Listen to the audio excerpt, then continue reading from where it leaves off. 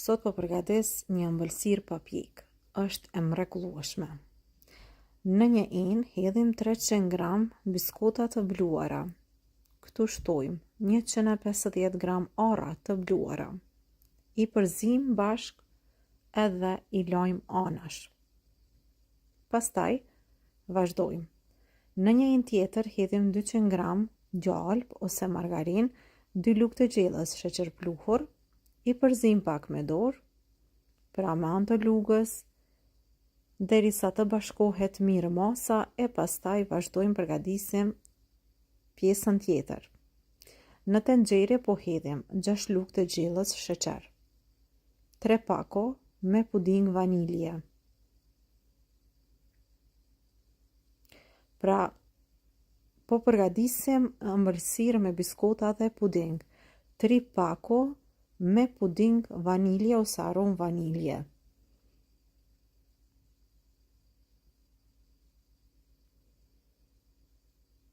Shtojmë 600 ml qumësht.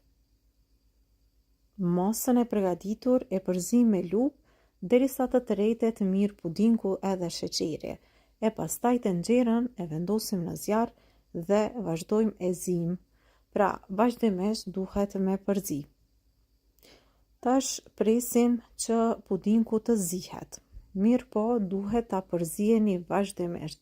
Duhet të qëndroni pranë këtu, afër tenxherës. Vazhdojmë edhe ezim dhe siç po e vëreni ka fillu të troshet.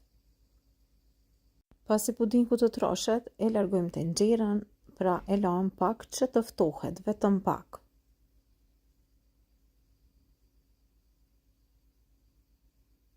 Tash është gati dhe largojmë tenxherën.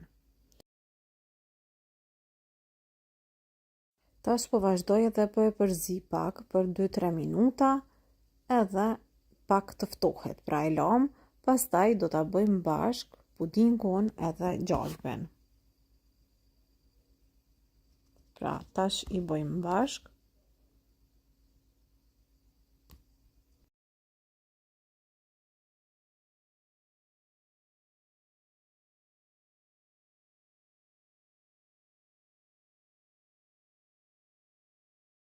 Dhe tani shtojmë biskotat dhe arrat. Të gjithë përbërësit i përzim mirë me lugë, ose mundeni t'i përzini edhe me dorë, nëse ju vjen kështu vështirë me lugë, derisa të formohet një masë e trashë. Pra, biskotat duhet që të zbuten, pra me pudingun kështu. Kjo ëmbëlsirë është ëmbëlsirë e mrekullueshme, besoj që të gjithë do ta pëlqeni nëse do e përgatisni. Vazhdojmë me përzierjen derisa ta kemi gati masën. Pastaj do vazhdojmë edhe do ta shtrim në tepsi. Për pak harrova, kësaj mase do t'i shtojmë edhe banane. 1 deri në 2 banane, të cilët do t'i ndani kështu imët. Pra, e shtojmë edhe 1 deri në 2 banane, varet se sa i keni në shtëpi.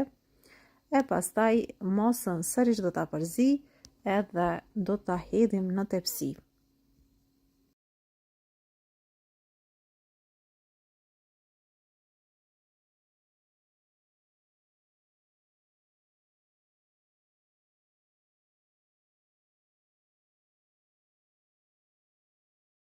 Masën që e përgatitëm e hedhim në tepsi edhe kështu e shtypim me lugë dhe formojmë një shtresë.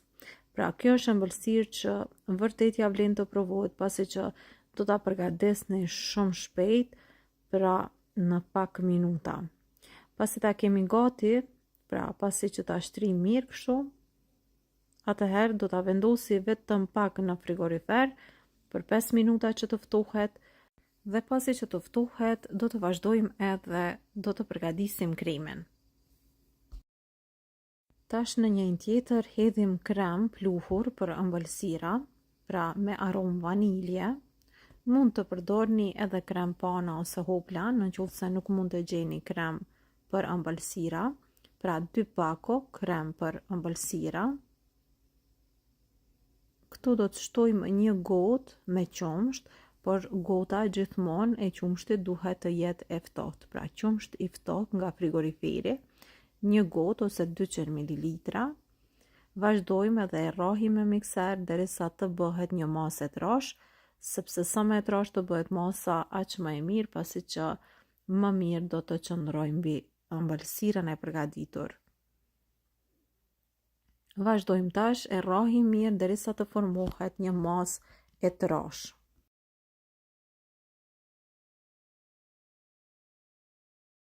Pasi që kremi është gati edhe ëmbëlsira është ftohur, tash vazhdojmë edhe ja hedhim kremin mbi. Është ëmbëlsirë vërtet shumë e thjeshtë për ta përgatitur, secili mund ta përgatisë këtë recetë, edhe e shtrim kështu me lugë, pastaj mund t'i hedhni mbi çfarë të doni, ose mund ta lëni edhe kështu vetëm me kremin që e ka, po mund t'i hedhim edhe nga pak çokoladë, të cilën e kemi kaluar në rinde, çokoladë gatimi, ose mund t'i hedhni edhe arra, lajthi, çfarë të doni. Pra, kjo ishte receta që kisha përgatitur për ju sot. Nëse receta ju ka pëlqy, ndajeni me miqtë tuaj. Mirëmbëjtje deri në recetën tjetër.